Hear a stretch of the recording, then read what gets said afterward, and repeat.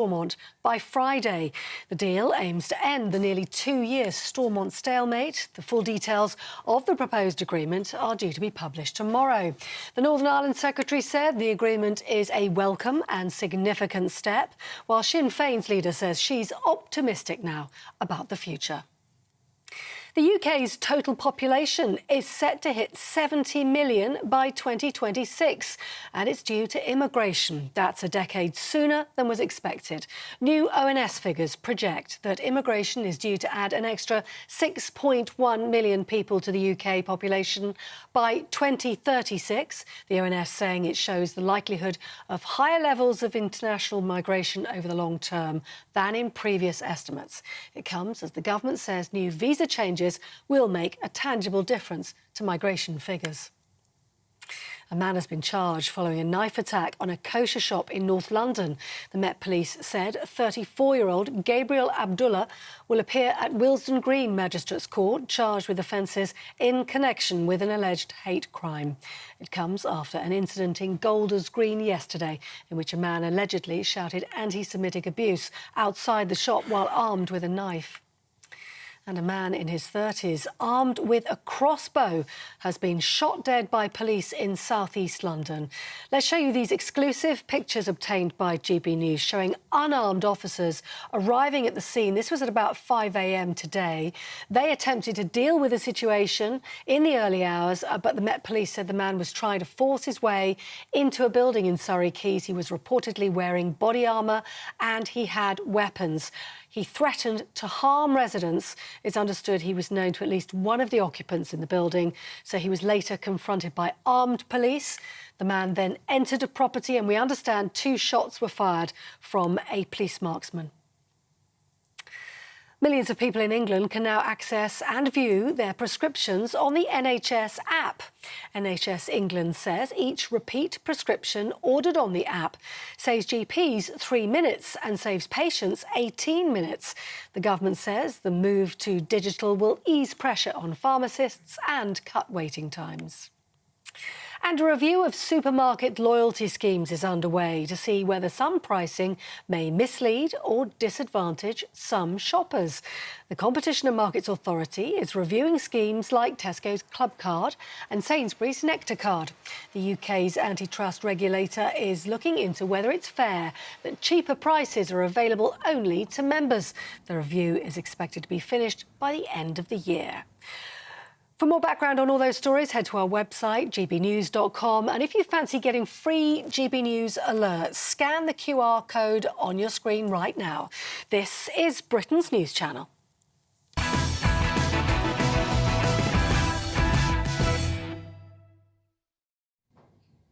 We now have Labour Party candidates using interpreters to speak to their potential voters. The battle now starts and we're going to go out there and knock on every single door and make sure we get support for Labour and send Rishi Sunak a clear message. Enough is enough. जी मुझे भी बहुत खुशी है कि अजहर अली हमारा जो भाई है यहाँ सिलेक्ट हुआ है राष्ट्रीय में लेबर पार्टी की तरफ से। अजहर एक बहुत ही तजर्बाकार सियासतदान है जो हमारी खुशी और गमी को समझता है। We also have a Labour-controlled council appearing to pause for an Islamic prayer before meetings. Please remain standing for prayers. أعوذ بالله من الشيطان الرجيم.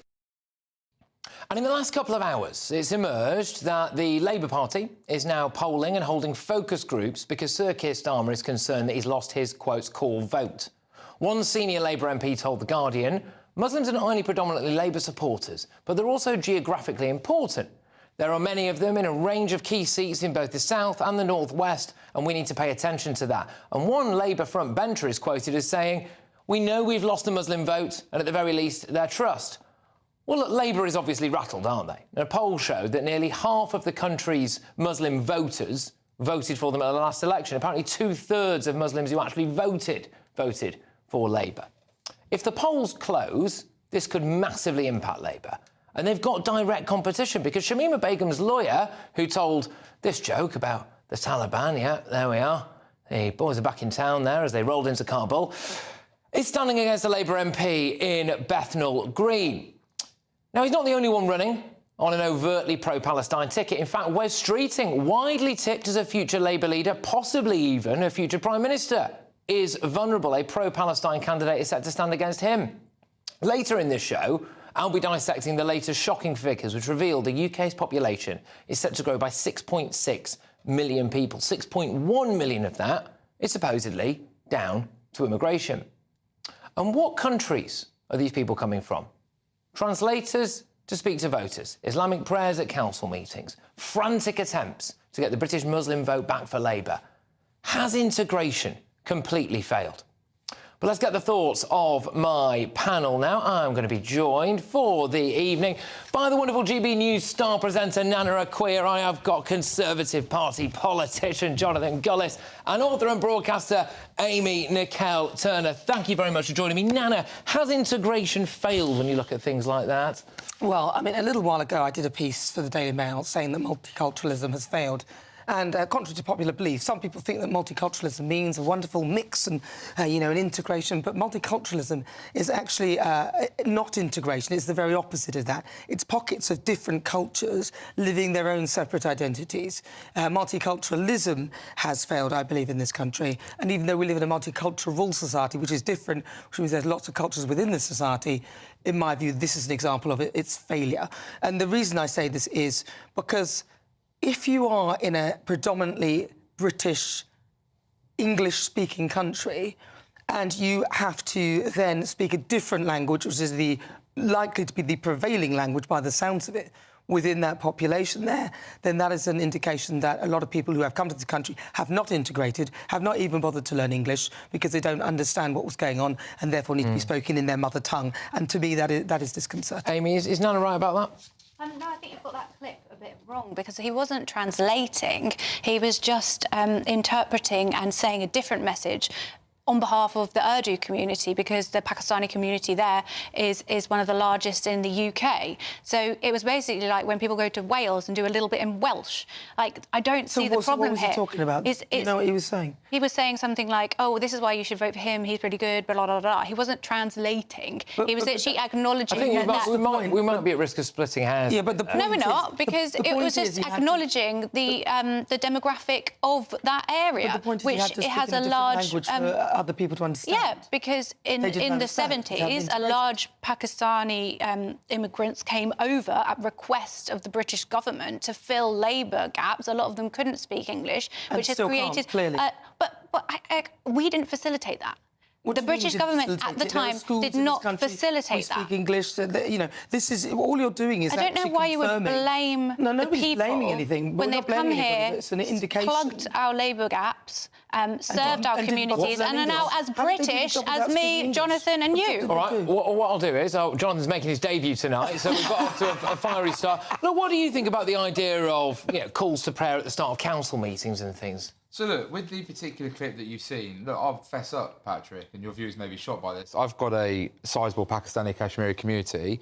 I've distributed literature which is both in English and in Urdu because ultimately, whether I like it or not, everyone, in terms of people being able to speak the English language, everyone who has a right to vote should have the ability to feel enfranchised in that system. And I want to make sure everyone who is able to vote, therefore, feels that they've heard the arguments I'm putting forward. So, you know, I'm certainly not going to give double standards here and attack Afzal, who I do like, by the way, and got on quite well with. But I do totally agree that when it comes to integration, we're not seeing enough. In my own constituency, there are pockets of communities which are predominantly Pakistani, Kashmiri, and other parts which are predominantly white working-class British. And there has been a failure to properly integrate communities and actually understand differences, but also to respect, as we expect, the ability to speak our natural language. You know, at the end of the day, the French have much stricter rules when it comes to being able to speak their language if you are seeking to stay there permanently. Otherwise, you are at risk of being deported from and having your visa revoked. I certainly, and the New Conservatives have made it very clear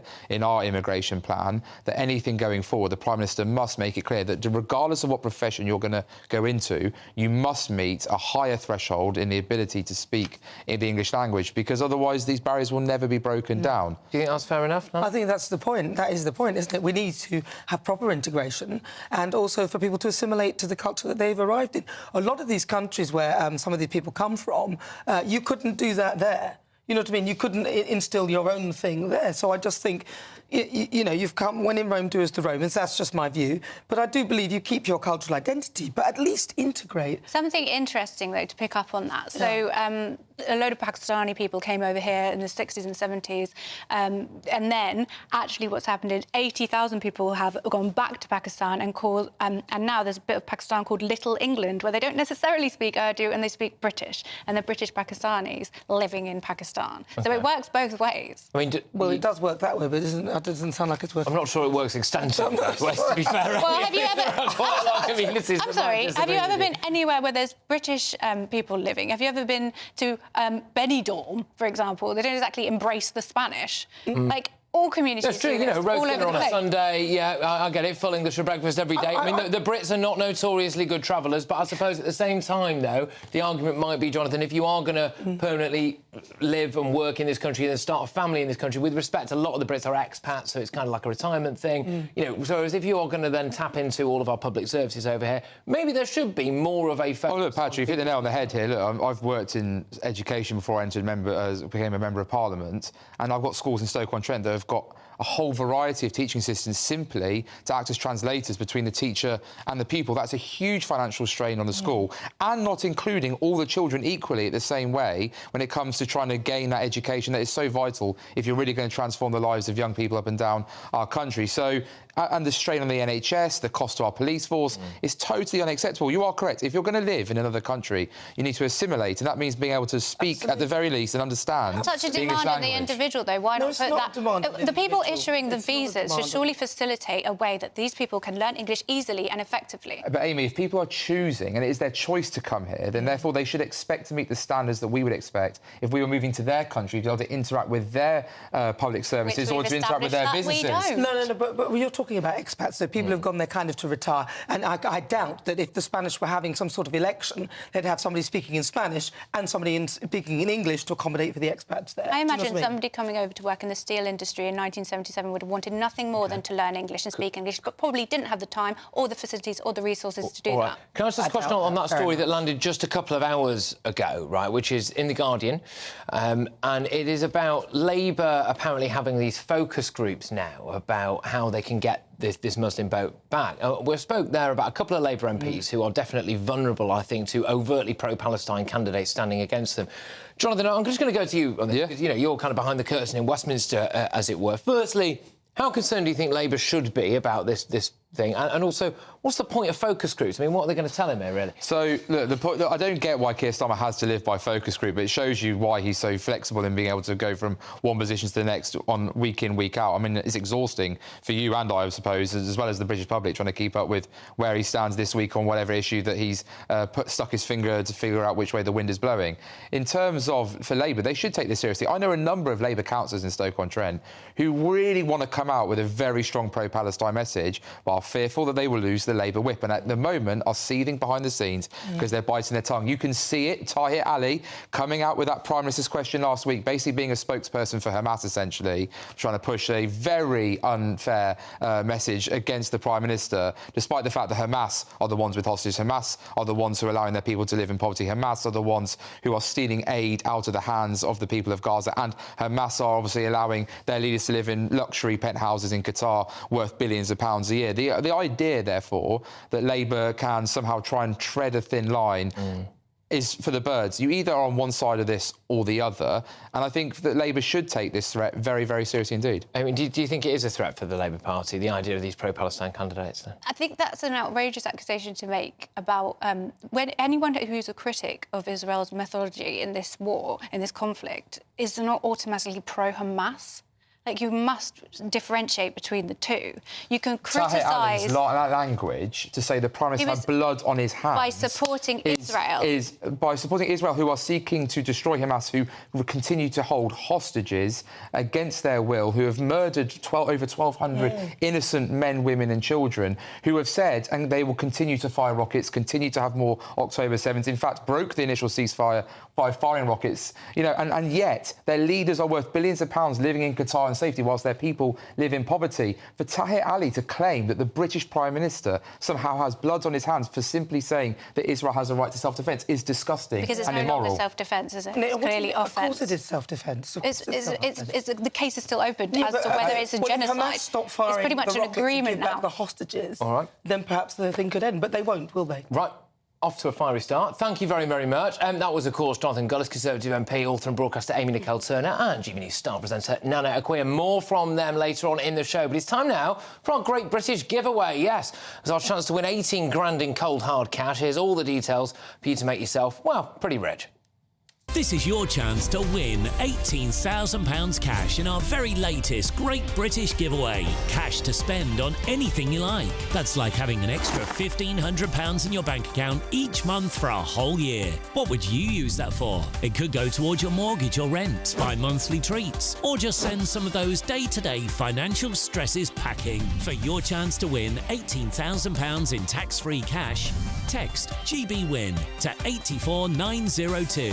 Text costs £2 plus one standard network rate message, or post your name and number to GB02 PO Box 8690 Derby DE1 9TT. UK only. Entrants must be 18 or over. Lines close at 5 p.m. on Friday the 23rd of February. Full terms and privacy notice at gbnews.com/win. Good luck. Good luck indeed, everybody. Now, still to come. As Italy prepared to open a migrant camp in Albania with the help of left-wing Albanian Prime Minister Edi Rama, is our own Rwanda plan really that controversial? Nigel Farage takes on woke peers in the House of Lords very shortly. But next, have you been noticing a rise in politicians saying things like this? Very close to World War III. We're very close to World War III. I mean, there's loads of them at it, all right? But is that responsible? Are these world leaders now fear-mongering, pure and simple? Are we victims of psychological warfare? Former senior army officer Kingsley Donaldson and Rear Admiral Chris Parry go head-to-head on whether our nation will go to war. Don't move. Big news, big debates, big opinion. Patrick Christys Tonight is the week's biggest show. Every weekday, 9 to 11 p.m, we've got the inside track on the day's top stories. There'll be sharp takes you won't get anywhere else. We will set the news agenda, not just follow it, and I want to bring you along for the ride. Whatever it is, we'll have our finger on the pulse. It's news, but it's this close to entertainment. Patrick Christys Tonight, 9 to 11 p.m, only on GB News, the People's Channel, Britain's news channel. GB News is Britain's news channel, and now you can support it. All you have to do is scan that QR code that's up on your screen right now, or you can go to gbnews.com/support and become a GB News member. You'll have fantastic benefits. We're also going to organise special events where you as GB News members can meet the presenters, the on-screen faces. Scan the QR code or go to gbnews.com/support. Thank you so much. 2024, a battleground year. The year the nation decides. As the parties gear up their campaigns for the next general election. Who will be left standing when the British people make one of the biggest decisions of their lives? Who will rise? And who will fall? Let's find out together. For every moment, the highs, the lows, the twists and turns. We'll be with you for every step of this journey. In 2024, GB News is Britain's election channel. I'm Michelle Dewberry, and I'm not here to tell you what to think. I'd much rather hear what you have to say. So, send in your opinions to gbviews@gbnews.com. Keep them clean, and you never know, I might read them out.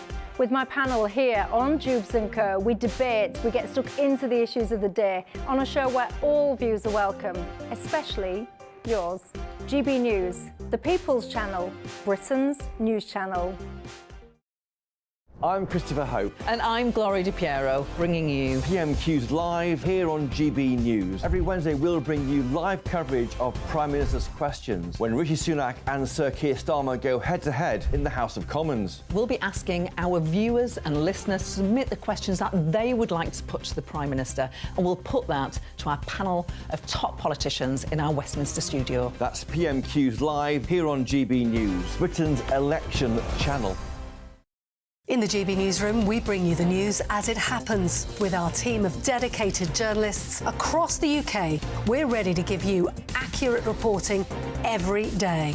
When the news breaks, we'll be there with bulletins on GB News, the People's Channel, Britain's news channel. Your weekend starts here with Friday Night Live with me, Mark Dolan, 8 till 9 on GB News. Big stories, big guests and big laughs as we get you ready for a cracking weekend. That's Friday Night Live with Mark Dolan. Fridays 8 till 9 on GB News. Bring your own drinks. The admission's free. Good afternoon, Britain. Good afternoon, Britain. Join us, Tom and Emily, To find out what's happening in the heart of Westminster. and why it matters to you. Weekdays from midday, we bring you the most compelling stories from across the United Kingdom. And from your doorstep to our inbox. That's right, we want to hear from you. GB News, Britain's news channel.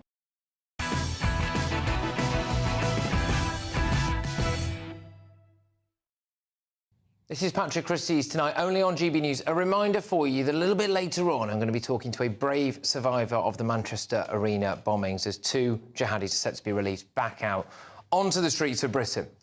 But it's time now for our head-to-head. Now, our leaders have a habit of spreading fear about a range of issues, including viruses, climate change and now World War III. Lord Cameron has warned that our country is facing the biggest threat since the Cold War. But he isn't the only one sounding the alarm bells. No, the head of the British Army, a top NATO military official, has warned of the prospect, including some other familiar faces.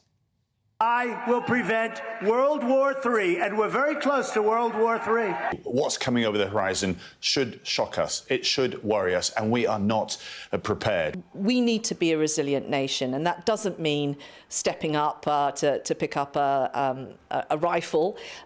What it means is that on anything that might happen to us in the future, we want our communities to be able to respond to that. Now, this isn't the first time that we've been warned about another world war. Lord Cameron mentioned it back in 2016, that Brexit could trigger it. But is this scaremongering, or are our leaders trying to do the responsible thing, get us prepared for what they know might come? Let me know your thoughts. Email me now, gbviews@gbnews.com, tweet me at GBNews, and while you're there, go and vote in our poll. I'll bring you the results very shortly. But to debate this, I'm joined by retired senior army officer and author Kingsley Donaldson and Rear Admiral Chris Parry. Both of you, thank you for joining me. I'll start with you, Kingsley. Are our politicians now subjecting us all to a form of psychological warfare with this World War III stuff? Evening, Patrick. Evening, Chris. No, I wouldn't give them credit for something as sophisticated as an orchestrated psychological warfare campaign. I'd say this lies more at the end of the spectrum of being a little lazy, a little casual with phraseology, and perhaps a little timid about engaging what is quite a complex set of challenges that faces us. It's just easier to bundle that up and call it World War III. I'm pleased you dug up the last warning about Brexit and World War III. There's probably 2 more that precede that as well, but yeah, we wait patiently for World War III to come in over the horizon. I'm just not sure, Chris, whether or not this is really the responsible thing to do. I mean, I do know from talking to people that now, more than I can remember anyway, in my lifetime at least, people genuinely now concerned about World War III, and it is because of the never-ending stream of quotes from people that people look up to that are on the front of all the papers. And it's not really newspaper sensationalism this time, because they are literally using the quotes of people as the headline, right? And I just wonder whether or not this is damaging people. Well, I'm afraid politicians tend to be on the fag end of these things. At least 3 of the people you've quoted have actually just nicked my lines from appearances I've made on TV. And certainly Kingsley will recognise things he's written in the past that suddenly appear in politicians' sort of speeches and things. They don't think about these things themselves. All they think about is the next election, frankly. Now, in terms of strategic issues, we're in a very worrying place at the moment. You have 4 totalitarian states, Russia, China, Iran and North Korea, all making very belligerent noises about what they want to do with their armed forces. They're all having internal problems at the moment, and we know totalitarian states have a habit of externalizing their internal problems. And we're seeing Russia pushing on Ukraine, Iran pushing on the greater Middle East, and particularly on Israel at the moment. I anticipate this year China will be all over the South and East China Sea. And here's a forecast for you. North Korea will start to threaten South Korea. And it's all part, really, of four countries that are operating, four regimes that are operating in concert on behalf of their own interests in their own region, and also, and they say this, to dominate Eurasia and the waters around it.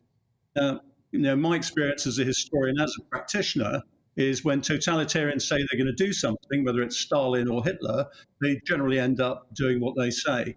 And what we're hearing from all of these countries right now is they are mobilizing, they are modernizing, and they want to de-Americanize the world and its institutions. And that's pretty explicit. And certainly if we see how they are building up their armed forces, how they are actually helping each other, swapping drones, swapping ammunition and things like that, I think it is only wise to think that we are seeing a sort of replay, sort of rhymes, it doesn't sort of repeat itself, of the late 1930s. So it's not fear-mongering. It looks like the totalitarians are on the march. I mean, to be honest, that is the answer, whilst it's great, that I was really not hoping for, because I really did not want us to end up landing on the idea that, no, genuinely, we are actually gearing up for World War III. Kingsley, what Chris has said there, I mean, do you agree with... My concern is that we've got elections over here coming up. We've got elections in America coming up. And actually, this is what politicians do when they want to get elected. And with that, I think they're playing roulette with the West's mental health. Some elements of that, Patrick, for sure. But look, Chris's analysis in terms of each of those four areas, I prefer to put my loose change on horses rather than North Korea at the minute. But the other three all have objectives that they wish to achieve. We're going to help them with that by continuing with a very reductive, narrow, unambitious foreign policy. We're backing that up now by stripping out our military forces to the point where they're a territorial force guarding home waters at best. And if we're lucky, we can get a couple of jets from Cyprus to get to the far end of the Red Sea and hopefully drop something near a target of interest.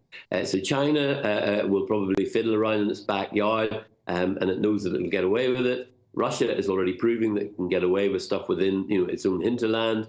And you see what's happening, with the Iranians, particularly in terms of Iraq. I noticed they chucked something over the fence at Pakistan the other day. And again, the West and NATO will take that reductive stance. I think the US are served by some quiet, thoughtful, cautious strategists at the top of the military and intelligence pools who will take surgical strategic action when they need to. Biden has sort of nodded to that today. That will not trigger World War III, and those things combined won't trigger World War III. They can actually achieve their aims without having World War III. OK, look, Chris, final word from you on this. When I see people like Lord Cameron or loads of others stand up and almost treat massive, large-scale conflict as an inevitability, I actually got quite angry about that, because it is fundamentally partly their job to stop that last resort, where people like me die. And I just wonder whether or not they understand that, really, that when they stand up and say, oh, get ready for World War III, I think most people go, can you just flipping stop it, please? Yeah, Patrick, you're right. There's an element. I mean, you're talking about particular politicians here. One thing we really lack in the modern world is statespeople and people who can employ statecraft. I've been saying for some time now, my most recent article is that most politicians in the free world don't know how to threaten and use force properly. Their predecessors did know how to do that. But one thing I would say to you is the sort of people that you're talking about now would have been Churchill in 1938 and 39, warning about the threat from Nazi Germany and Stalinist Russia. So we need to be careful. They maybe not people we want to listen to, but the message is something we should listen to, I'm afraid. OK, both of you, really, really insightful, that. Thank you very, very much. The retired senior army officer and author Kingsley Donaldson and Rear Admiral Chris Parry. Well, who do you agree with? Lord Cameron warns that we're facing the biggest threat since the Cold War. Are warnings from our leaders about World War III scaremongering? Is it psychological warfare on us? Or are they being responsible? Glyn says, how can anyone answer this question when we are constantly being lied to and distracted? It's impossible to sift the truth from the deluge of dishonesty from the powers that be. Glyn, I like your cynicism about the world there. Gudrun, Also on Twitter, says, I think our leaders have been poking a big old bear with a stick and now realise that the bear is awake and cross. Mark says, our leaders have to do something to get the people under control. There you go. This is it, Mark. I wonder whether or not you're right about this. It's a good way of subduing us, isn't it, if we're all very, very scared. Look, your verdict is in. 74% of you agree that warnings about World War III are scaremongering for the population. It's concerning, that, isn't it? 26% of you say it's the right thing to do. Look, coming up, in a matter of weeks, 2 terrorist associates of the Manchester Arena bomber could be free on the streets of Britain. I interview a brave survivor, Jade Clough, who wants to keep them locked up forever. But next, after my staggering interview with a Labour peer trying to block the Rwanda bill, people like you said exactly the same thing about the many Jews who came to this country in the 30s. Interesting, I've actually got an exclusive from Golders Green later, but we'll leave that there. Is the unelected House of Lords working on the side of the British people? I'll get live reaction from the man himself. It's Nigel Farage. This is Patrick Christys Tonight, and we are only on GB News. Good afternoon, Britain. Good afternoon, Britain. Join us, Tom and Emily, To find out what's happening in the heart of Westminster. and why it matters to you. Weekdays from midday, we bring you the most compelling stories from across the United Kingdom. And from your doorstep to our inbox. That's right, we want to hear from you. GB News, Britain's news channel. GB News, unlike other broadcasters, isn't obsessed with the London-Westminster bubble. We think there's a nation beyond the M25, and that's why we talk about the issues that matter across the land. Join me on State of the Nation, 8 to 9 o'clock, Monday to Thursday, on GB News. Daisy's listening, and you should too. Every Sunday from 11. Join Michael Portillo. There will be topical discussion, looking at the week before and the week to come. So kick back and relax at 11 a.m. on Sundays on GB News with me, Michael Portillo. GB News, the People's Channel, Britain's news channel. In the GB Newsroom, we bring you the news as it happens. With our team of dedicated journalists across the UK, we're ready to give you accurate reporting every day. When the news breaks, we'll be there with bulletins on GB News, the People's Channel, Britain's news channel. Wake up to the headlines with Headliners every morning at 5 a.m. We treat you to the day's biggest stories before anyone else, 7 days a week. You can catch up on everything you need to know before you've even had your kippers. Headliners every morning at 5 a.m, only on GB News, the People's Channel, Britain's news channel. I'm Andrew Doyle. Join me at 7 o'clock every Sunday night for Free Speech Nation, the show where I tackle the week's biggest stories in politics and current affairs with the help of my 2 comedian panellists and a variety of special guests. Free Speech Nation, Sunday nights from 7 on GB News, the People's Channel, Britain's news channel. Big news, big debates, big opinion. Patrick Christys Tonight is the week's biggest show. Every weekday, 9 to 11 p.m, we've got the inside track on the day's top stories. There'll be sharp takes you won't get anywhere else. We will set the news agenda, not just follow it, and I want to bring you along for the ride. Whatever it is, we'll have our finger on the pulse. It's news, but it's this close to entertainment. Patrick Christys Tonight, 9 to 11 p.m, only on GB News, the People's Channel, Britain's news channel. Now then, Lee Anderson here. Join me on GB News on my show, The Real World, every Friday at 7 p.m. I'm not eating bloody cat. Are you Delicious. mental? Open your mouth. OK, here comes a train. Reminds me of the scene in Singing in the Rain. Adam, is that a good one? Whoa! Join me at 7 on GB News, Britain's news channel. When the news happens, it happens here. And really important breaking news. Breaking news this morning. On TV, radio and online, the news starts here on Britain's Newsroom. All the biggest stories and the answers that you need from across the UK and beyond. Join Britain's Newsroom from 9:30 on GB News. The People's Channel, Britain's news channel. Have a great Saturday night with me, Leo Curse, on the Saturday Night Showdown. It's a crazy world out there, so come and make fun of it with me, my panel of comedians, and a couple of people who actually know what they're talking about. The Saturday Night Showdown is your front row ticket to the clown show every Saturday, only on GB News, the People's Channel, Britain's news channel.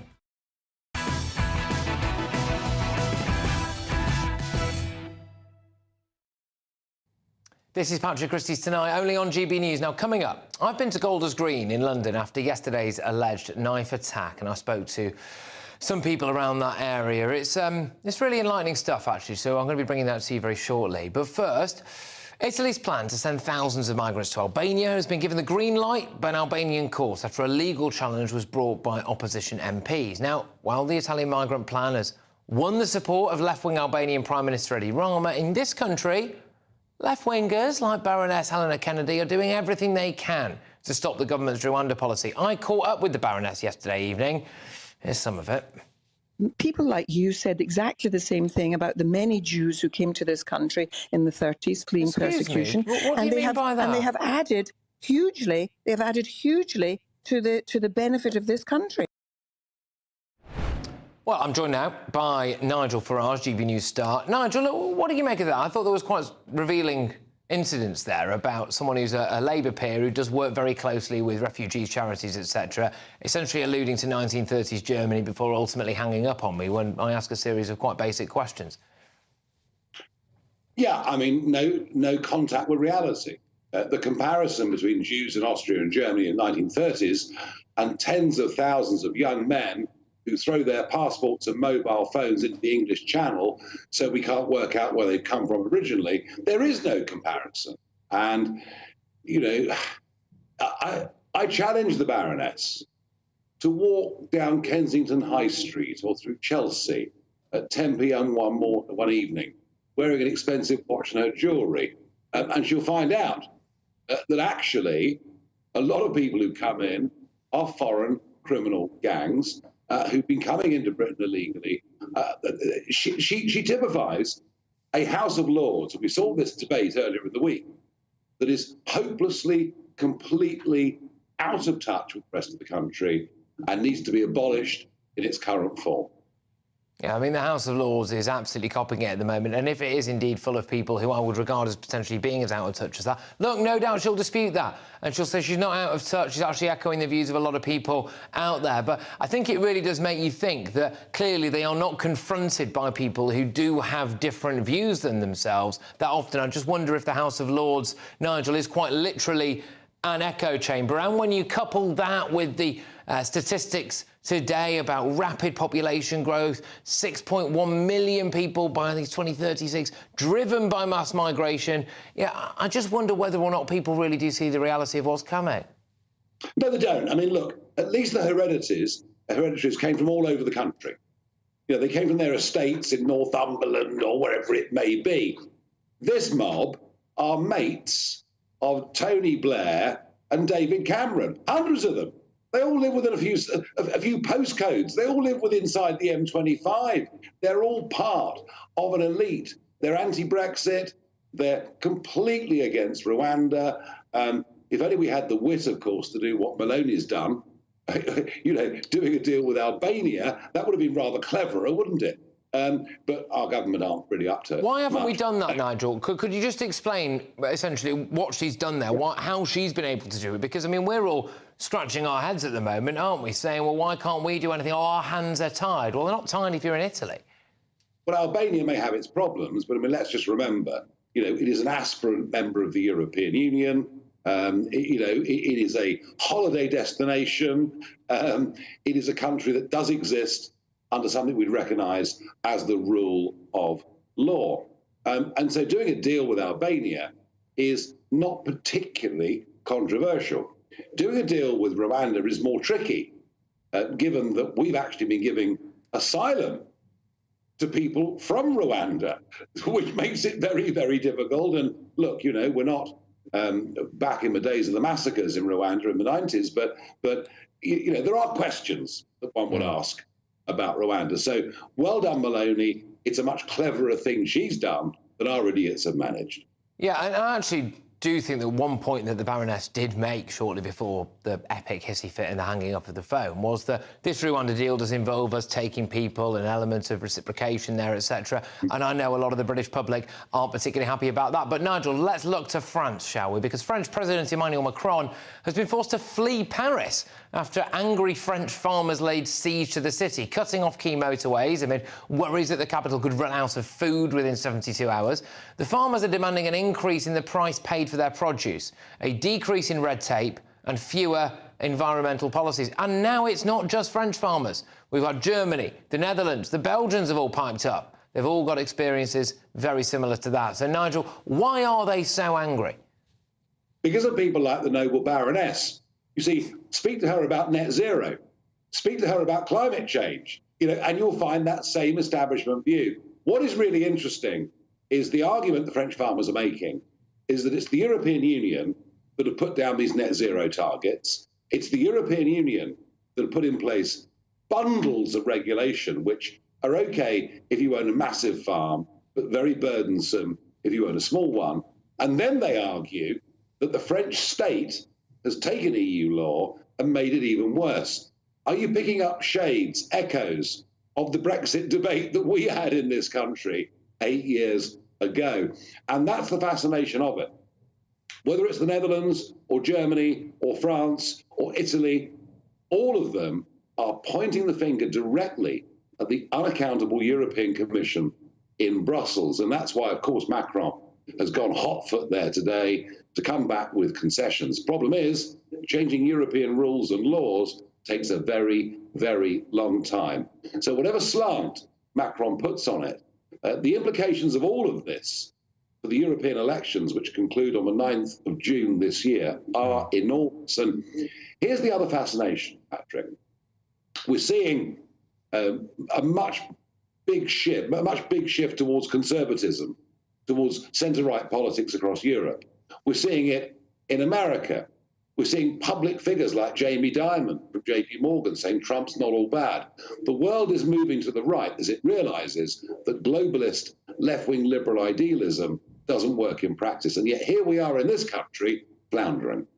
No, indeed. And I actually think one of the greatest things that now unites us with a lot of our European friends is our shared dislike of very, very similar things, whether or not it was, mass immigration, rapid cultural change, the idea of over-bureaucracy there from unelected or very, very unaccountable, at least, figures in the European Union. And that does seem to be binding us. I did watch, just because I sometimes like to harm myself, essentially, in that regard, I watched a clip of George Osborne talking to Ed Balls. And George Osborne said, look, I would advise the people of Germany to not have a referendum on EU membership unless you actually want to leave. And that implies to me that if they were all given a choice, a lot of these countries would leave the European Union. Well, Osborne, of course, regretted the British people having a referendum didn't fit in with his worldview. And isn't it marvellous that we have, Balls and Osborne doing a podcast? Two people who totally agree on everything. Yeah, the same as Rory doing a podcast with Alistair Campbell. But let's all sit down and agree on everything and agree the great British public are wrong on every single issue. It is comical. There is a massive gap across the entirety of the Western world between the capital cities, the great and the good, and ordinary folk. But one or two clever people are picking up on it. Ken Griffin, the American billionaire stock market trader, tonight has announced he will give Harvard University no more money. This guy gave them $300 million last year. So we're seeing a very, very big shift away from wokeism, away from hard left liberalism. There is reality now coming across the Western world and a year of major elections that is going to provide upsets in Europe, America, all the globalist elite, but poor old Britain, who tomorrow celebrate 4 years of leaving the European Union, as we'll see unveiled the Northern Ireland deal, which probably means we'll be stuck in regulatory alignment with the European Union. We're the ones, Patrick, having the real problem. Yeah, no, Nigel, look, thank you very, very much. Brilliant stuff. That is GB News presenter Nigel Farage. Thank you for coming on the show. Look, coming up, in a matter of weeks, 2 ISIS associates of the Manchester Arena bomber could be free walking the streets of Britain. I want to know, should terrorists ever be released from prison? I will be joined by a brave survivor of the Manchester Arena bomb attack. Also next, after an alleged anti-Semitic attack at a kosher supermarket yesterday, I actually went to that supermarket and spoke to local people and asked them whether or not they feel safe in their communities since the Hamas attack, since October 7th. What's changed for them? Asked, you're Jewish, yeah? Because I realized he was speaking Hebrew. I said, yes, I'm a Jew. And then straight away, punch to her face. There's so much of this, so much of it going around at the moment. This is Patrick Christys tonight, and we're only on GB News. Stay tuned. 2024, a battleground year. The year the nation decides. As the parties gear up their campaigns for the next general election. Who will be left standing when the British people make one of the biggest decisions of their lives? Who will rise? And who will fall? Let's find out together. For every moment, the highs, the lows, the twists and turns. We'll be with you for every step of this journey. In 2024, GB News is Britain's election channel. Your weekend starts here with Friday Night Live with me, Mark Dolan, 8 till 9 on GB News. Big stories, big guests and big laughs as we get you ready for a cracking weekend. That's Friday Night Live with Mark Dolan, Fridays 8 till 9 on GB News. Bring your own drinks, the admission's free. Wake up to the headlines with headliners every morning at 5 a.m. We treat you to the day's biggest stories before anyone else, 7 days a week. You can catch up on everything you need to know before you've even had your kippers. Headliners every morning at 5 a.m, only on GB News, the People's Channel, Britain's news channel. In the GB Newsroom, we bring you the news as it happens. With our team of dedicated journalists across the UK, we're ready to give you accurate reporting every day. When the news breaks, we'll be there with bulletins on GB News, the People's Channel, Britain's news channel. Big news, big debates, big opinion. Patrick Christys Tonight is the week's biggest show. Every weekday, 9 to 11 p.m, we've got the inside track on the day's top stories. There'll be sharp takes you won't get anywhere else. We will set the news agenda, not just follow it, and I want to bring you along for the ride. Whatever it is, we'll have our finger on the pulse. It's news, but it's this close to entertainment. Patrick Christys Tonight, 9 to 11 p.m, only on GB News, the People's Channel, Britain's news channel. Good afternoon, Britain. Good afternoon, Britain. Join us, Tom and Emily, To find out what's happening in the heart of Westminster. and why it matters to you. Weekdays from midday, we bring you the most compelling stories from across the United Kingdom. And from your doorstep to our inbox. That's right, we want to hear from you. GB News, Britain's news channel. GB News, unlike other broadcasters, isn't obsessed with the London-Westminster bubble. We think there's a nation beyond the M25, and that's why we talk about the issues that matter across the land. Join me on State of the Nation, 8 to 9 o'clock, Monday to Thursday, on GB News. Daisy's listening, and you should too. I'm Andrew Doyle. Join me at 7 o'clock every Sunday night for Free Speech Nation, the show where I tackle the week's biggest stories in politics and current affairs with the help of my two comedian panellists and a variety of special guests. Free Speech Nation, Sunday nights from 7 on GB News, the People's Channel, Britain's news channel.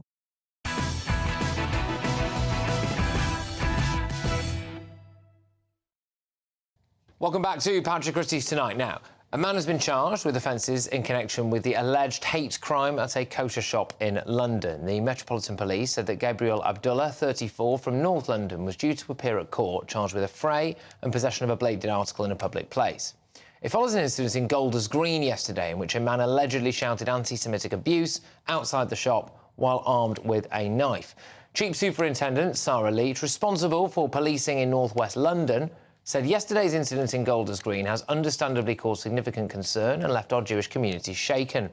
I want to be clear, this matter is being treated as a hate crime and we are dedicating significant resources to the investigation. Now, this is a live police investigation, so that is absolutely all that we can say on that specific incident.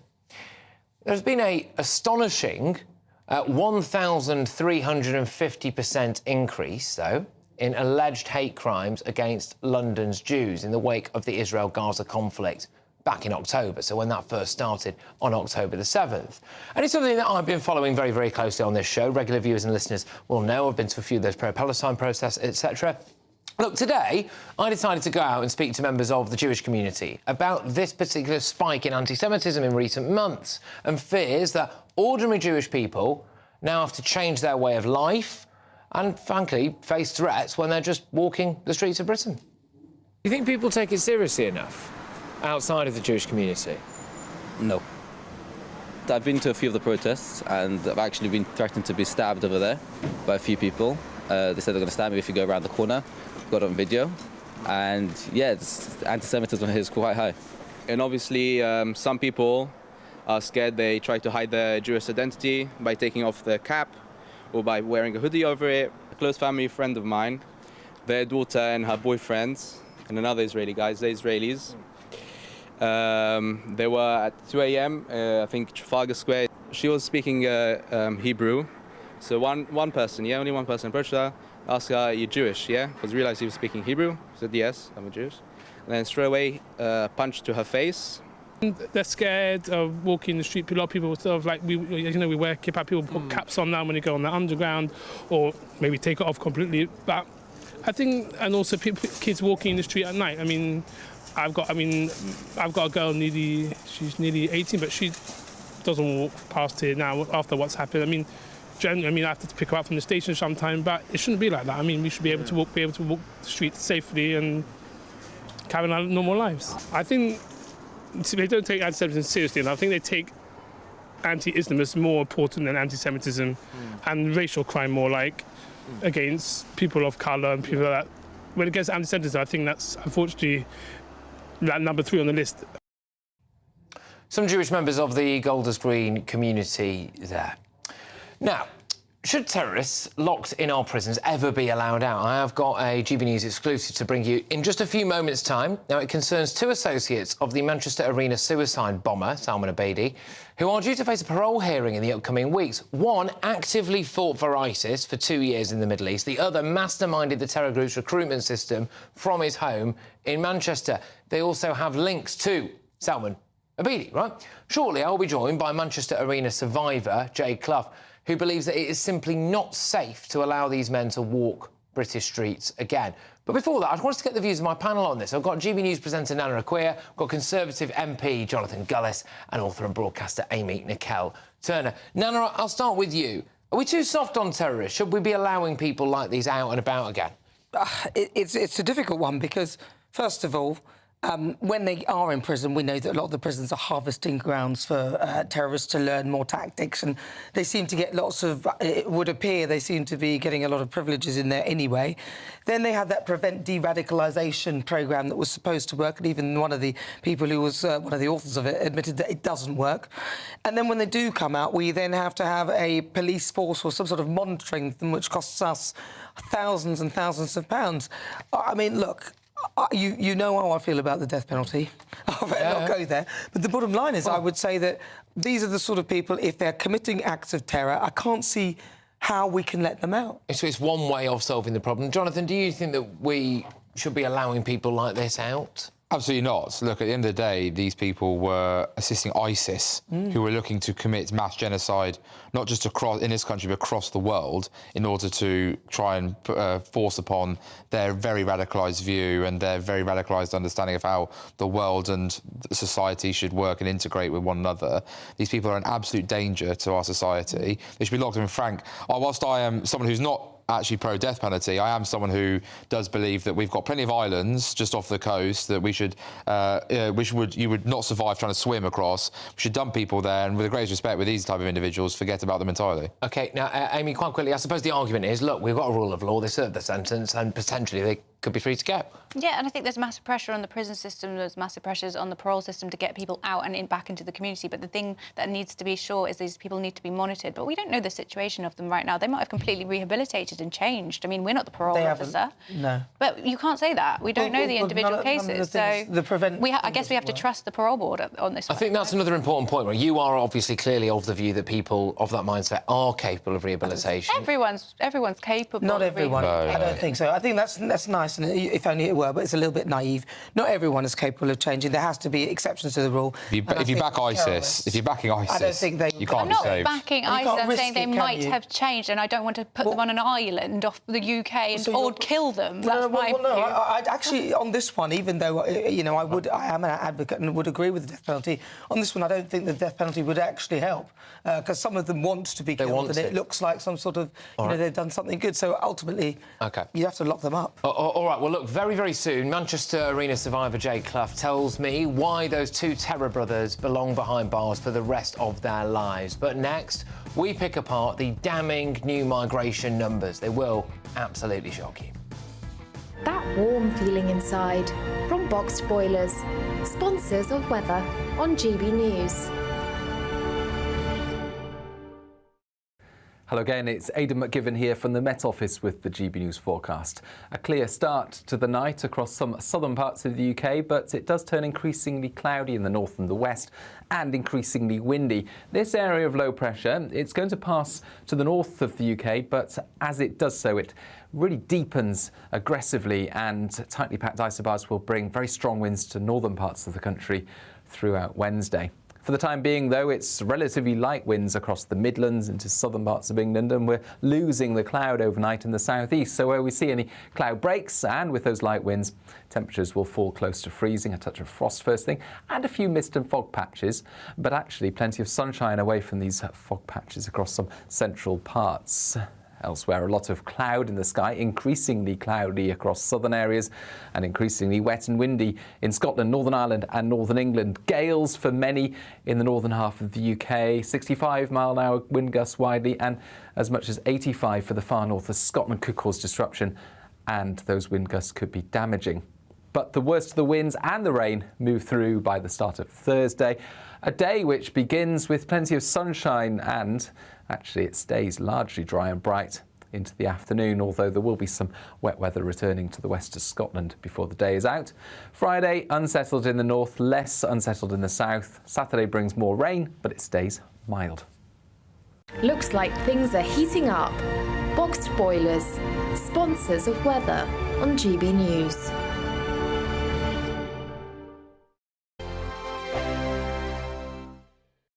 Join us every night on GB News at 11 p.m. for Headliners, which is 3 top comedians going through the next day's news stories, which is exactly what you need, because when the establishment has gone crazy, you need some craziness to make sense of it.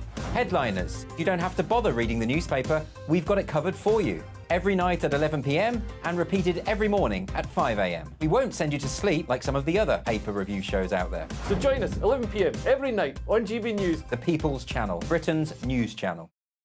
Big news, big debates, big opinion. Patrick Christys Tonight is the week's biggest show. Every weekday, 9 to 11 p.m, we've got the inside track on the day's top stories. There'll be sharp takes you won't get anywhere else. We will set the news agenda, not just follow it, and I want to bring you along for the ride. Whatever it is, we'll have our finger on the pulse. It's news, but it's this close to entertainment. Patrick Christys Tonight, 9 to 11 p.m, only on GB News, the People's Channel, Britain's news channel.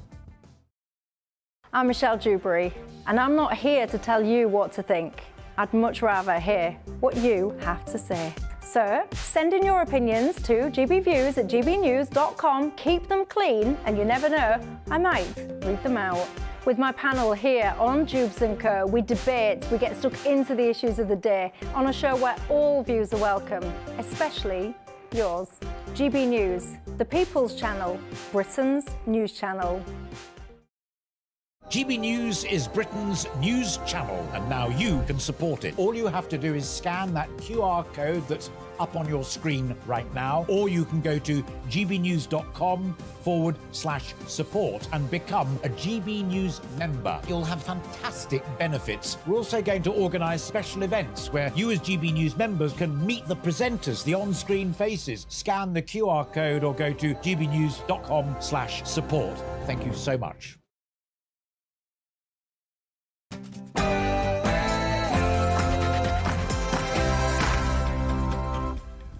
It's 10 p.m, I'm Patrick Christys. Tonight,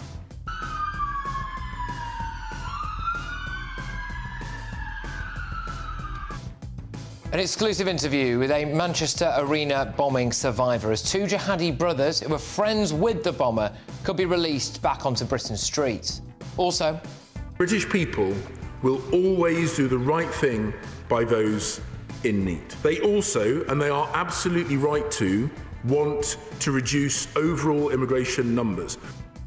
is it time for an immigration referendum? Devastating data shows millions upon millions of people are set to come to Britain. Plus, we stick with this plan, I'll be able to give everyone watching, all of your viewers, the peace of mind that there's a brighter future for them and their children. Have the Tories really turned a corner? And Gary Lineker is getting political on Twitter again. Someone on my panel is ready to take him down. He's really desperate to get into politics. Stoke-on-Trent North put himself on the ballot paper and will let the public decide. That's right. Joining me on my press pack, We've got GB News star Nana Akua, the man you just saw on your screens there, Tory MP Jonathan Gullis, and author and commentator Amy Nicole Turner. I've also got all of tomorrow's newspaper front pages tonight. Oh, and apparently this lot are the brains of Britain. Open Romans. United Kingdom and Malta? No. Trinity Kang. United Kingdom and Cyprus?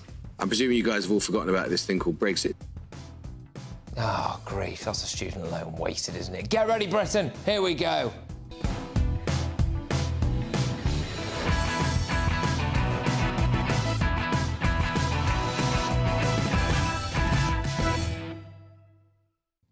A brave Manchester Arena terror attack survivor speaks out as jihadi pals of Salman Abedi could be released onto the streets of Britain. After this.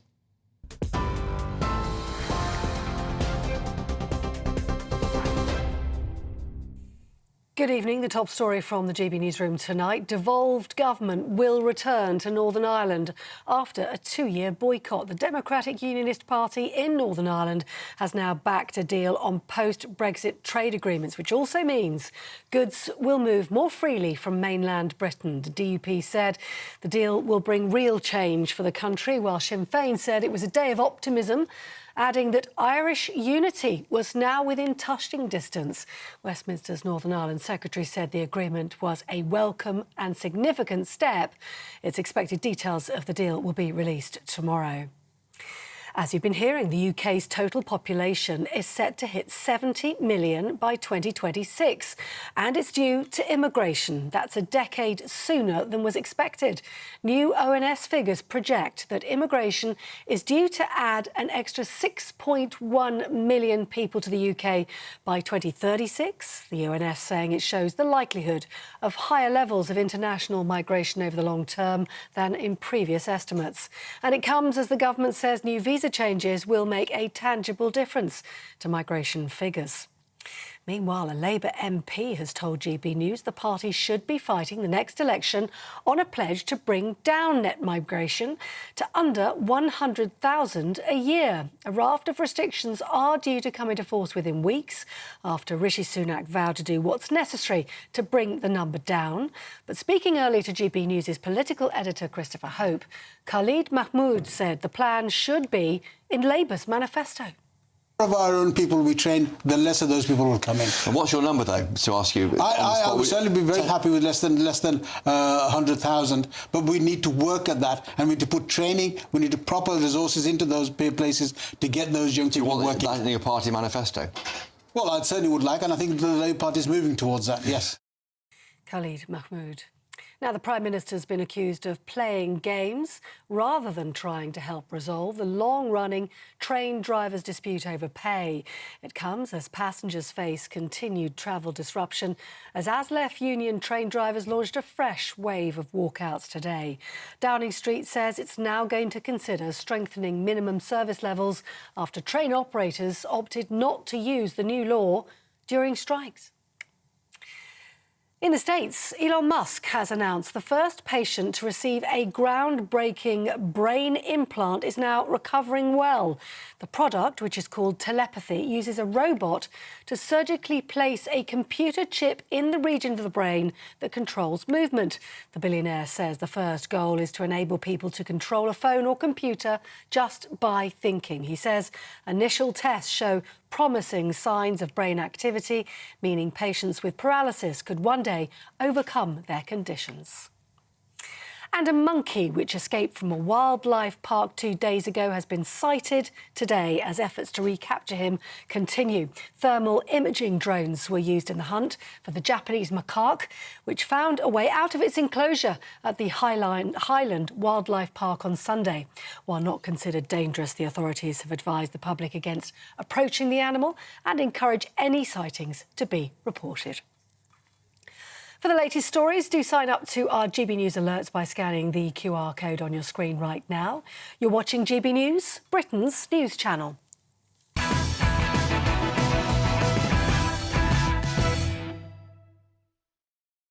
Just to say, very shortly, I'll be talking to a brave survivor of the Manchester Arena bombing as 2 jihadi brothers are set for a release back out onto Britain's streets. But before that, what on earth have our politicians done to beautiful Britain? They've blown our doors wide open, they've lied to us at every turn, and now we have to reap what they've sown. The results are in, and they are absolutely damning. Over the next 15 years, up to mid-2036, the UK population is projected to grow by 6.6 million people to 73.7 million. So that includes a net birth total of just 541,000 people, which means the overwhelming majority of that huge and unsustainable population growth will come from net migration of 6.1 million people. Now, the deeper you dive into these stats, the clearer the issue of uncontrolled mass migration becomes, because across England and Wales, people born overseas are more likely to be in social housing than people born in the UK. ONS census data reveals that 17% of the UK population were living in social housing in 2021. Now, that percentage more than doubles to 36% for Afghans living in this country. Similarly, 37% of Ghanaians live in taxpayer-funded homes. That rises to 41% of Jamaican immigrants, apparently, and 72%, so that's nearly 3/4 of Somalians in this country were living in social housing. So look, imagine the crippling pressure another 6 million people will put on housing, the NHS and schools, not to mention the alarming change in demographics of this country. And mark my words, we will be told the solution to this problem, and I'm not joking now, will be more immigration. Why? Well, the other stats show that over the next 15 years, there will be an increasing number of older people, an ageing population. The size of the UK population aged 85 years and over is projected to increase from 1.6 million, 2.5% of the total population, to 2.6 million, that's 3.5% of the population. So we will need a younger workforce, won't we, to continue to prop up this giant immigration Ponzi scheme that we've been asked to live in. Now, I want to make something just as clear as it can possibly be here, all right? Now, listen very closely.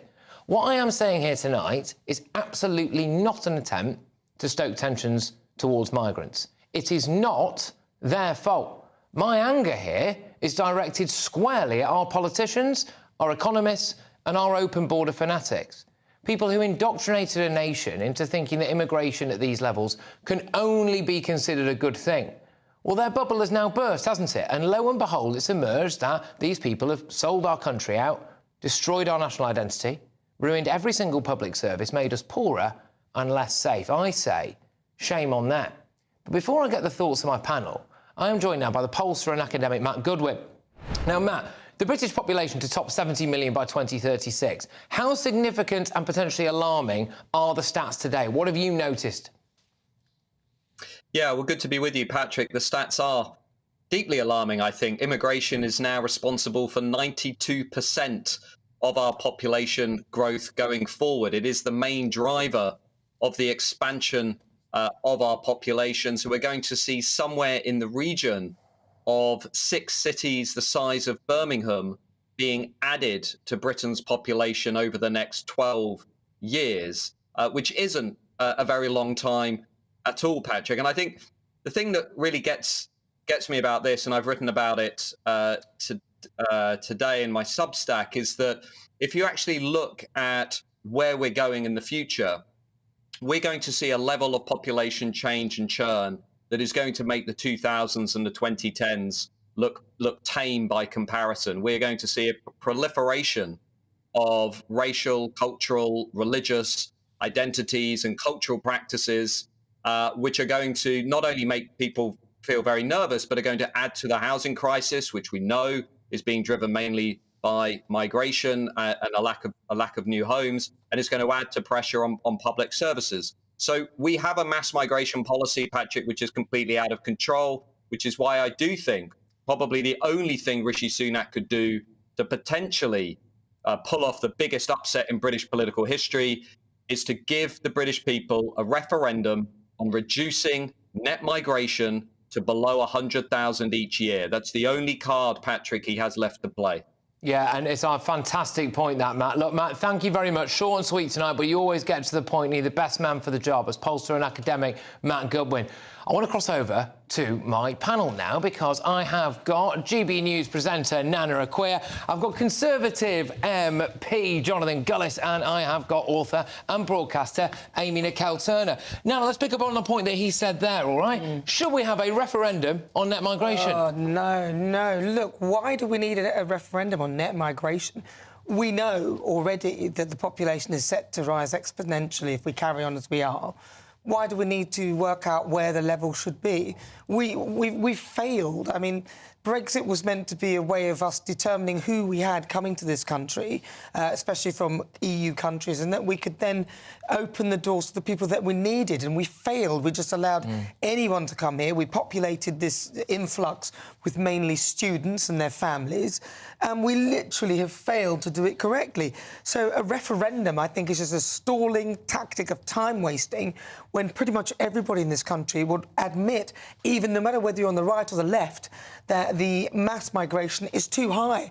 Both parties are trying to bring it down. I suppose it would give him the political capital. I mean, I agree with what you're saying, but I think it will give him the political capital to at least go, oh, I've got a mandate for this. Time wasting. Amy, do you see any problem whatsoever with population growth of around 6.7 million, 6.1 million of that driven by people from outside this country? No, the thing I have a problem with is hearing people like Matthew Goodwin saying that we should feel nervous about a multicultural society. We have had a multicultural society forever. I mean, look at the British Commonwealth, everyone that came from the British Commonwealth to live here. There's nothing to feel nervous about. That is just pure xenophobia and is bizarre to hear. To hear him say we should have... Being honest? He's being or honest. being deluded? People are scared to be honest having about irrational fears? No, is that what he's saying? Because the government have done such a good job of convincing everyone that it's not austerity that's affected all our public services and our housing crisis and everything. No. It's immigration. Because they've done such a good job but what it's meant is they can't justify the immigration that they have facilitated. We need immigration. Amy, by claiming that the public somehow don't understand this and the government's just playing games and trying to basically push an agenda, underestimates the voters I serve and certainly come into contact on a daily basis of how seriously they take this issue. Look, I don't think we need a referendum. I totally agree.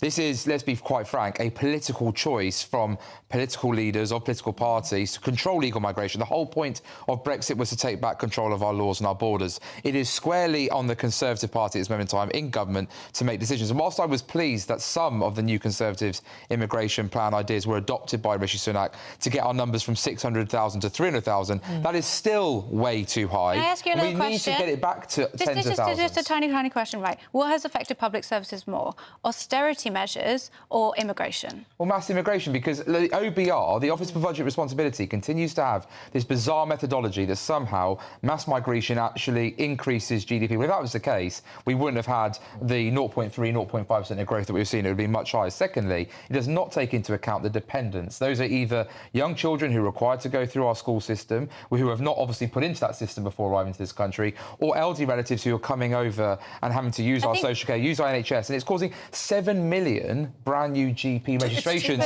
since 2010. Those people are due purely to migration. I mean, there are too many. It's just too much and it's too fast, and that's why we cannot accommodate it. We don't have the infrastructure. Well, it's good that it's all very nice. It'd be lovely if we did, but we don't. And we have to be honest about it. Well, this is great news then, because now we know the number, we can plan accordingly, and then it won't be too fast, and it won't be unsustainable because we've got plenty of time to plan. Have we got plenty of time? The thing that I find frustrating is you talk about this country as if it's a nightclub and it's like one in, one out. No, it's not. Only 2% of this country is built, and we can grow. We can grow with the population. Too quickly. That's the point. We're growing too quickly. There's no way that you could. Do you really believe you could suddenly find 6.7 million places for people to live within the next? Well, 2.3 million homes will be needed purely on the immigration. 382,000 homes per year. That's 82,000 higher than the 300,000 target, which I perfectly accept the Conservative Party hasn't consistently hit hard enough. But the idea that Labour have said they're going to be YIMBYs, yet have not actually declared any plans or proposals as to actually what they'll do to build homes, shows that quite clearly we've got a situation here where we're going to have a country that cannot cope with the housing. Labour's pledged to build 1 million homes, but the housing crisis is not caused by migration. It is caused by years look at the social housing figures there. And no look at the social housing figures that Patrick pointed out. It's very convenient, isn't it, for the government that you can just say, oh, well, it's... Well, the numbers do exist. I get that we need to be building more homes, right? It's not... And by the way, I admitted that. I've admitted that. But, I mean, the numbers are extensive. It was like 300,000 a year, wasn't it? Something like that, to make it up to over 1 million or whatever in their their whole time in office. They haven't managed it, but that still wouldn't accommodate for the rise of population that is being suggested. We will be hearing more from my panel a little bit later on, but it's time now for the Great British Giveaway. Yes, you could win £18,000 totally cash. Sorry, tax-free cash, there we are, to spend however you like. Fancy the chance to make it yours? Here's how. We want to turn 2024 into 2020 more with your chance to win £18,000 in cash to spend however you like. You really could be the next big winner of our Great British Giveaway. Phil from West Yorkshire won our last one. Listen to his reaction when we gave him the news. I never won a penny in my life. Well, congratulations, you've won £10,000. Oh my God, wow. For your chance to win £18,000 in tax-free cash, text GBWIN to 84902.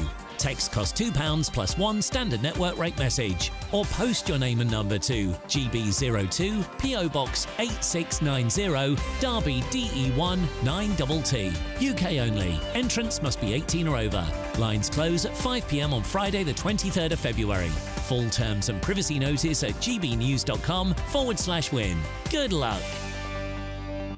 Good luck indeed. Now, coming up, Rishi Sunak gets a soft-touch interview on ITV's This Morning. We stick with this plan, I'll be able to give everyone watching, all of your viewers, the peace of mind that there's a brighter future for them and their children. Does Jonathan Gullis share the optimism of his boss? Find out very shortly. But next, it's a GB News exclusive. Two terrorist brothers and close associates of the Manchester Arena suicide bomber are potentially just weeks away from a parole hearing. They could be back out on the streets of Britain. I speak to Jay Clough, who's a brave Manchester Arena bombing survivor, who is pleading for these ISIS monsters to stay behind bars. You won't want to miss that. It's Patrick Christys tonight. We're only on GB News.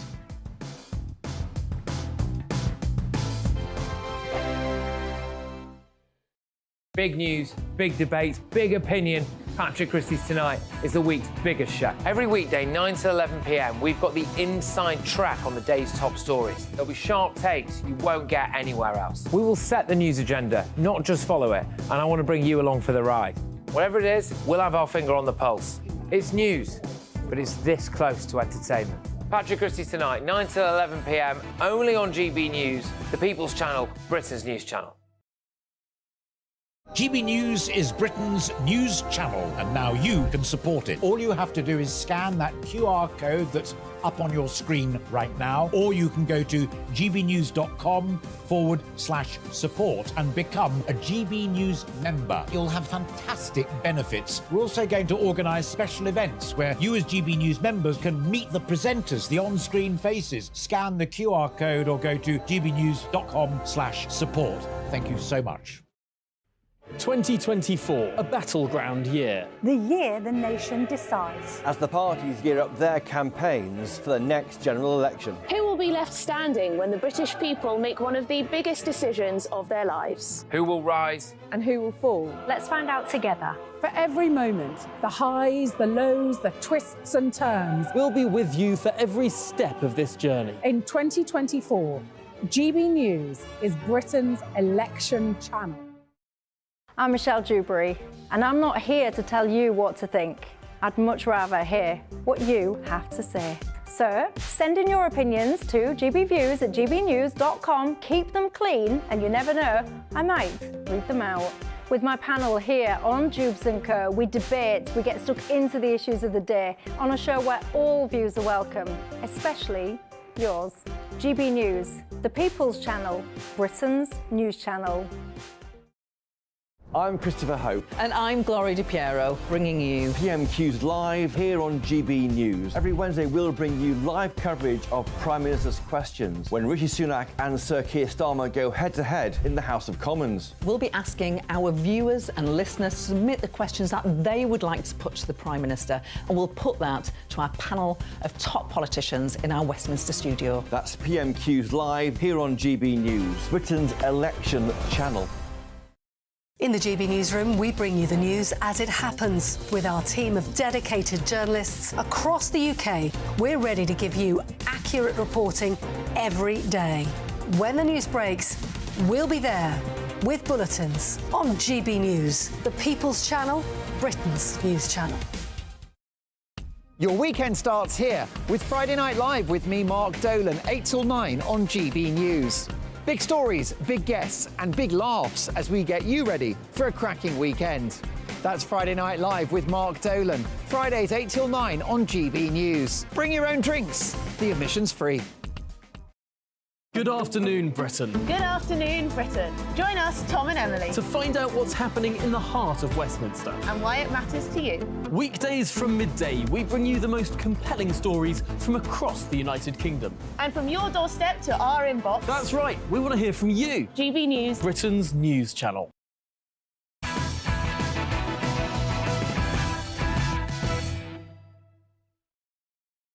This is Patrick Christys tonight. Now, very shortly, I will be revealing all of tomorrow's front pages today. But right now, GB News can exclusively reveal that an Islamic State sniper and his terrorist mastermind brother, both close associates of the Manchester Arena suicide bomber Salman Abedi, could be released from prison in a matter of weeks.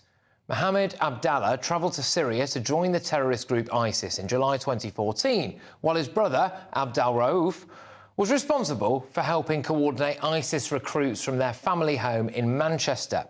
Abdallah spent 2 years fighting in the Middle East before being arrested and sentenced to 10 years in prison upon his return to the UK in 2016. His brother, Abdel Rauf, has been serving a 5.5-year sentence for his part in masterminding the terror group's recruitment network. Now, the official investigation into the Manchester Arena bomb attack found that Abdel Rauf had a significant influence on the bomber, Salman Abedi. The two exchanged more than 1,000 text messages.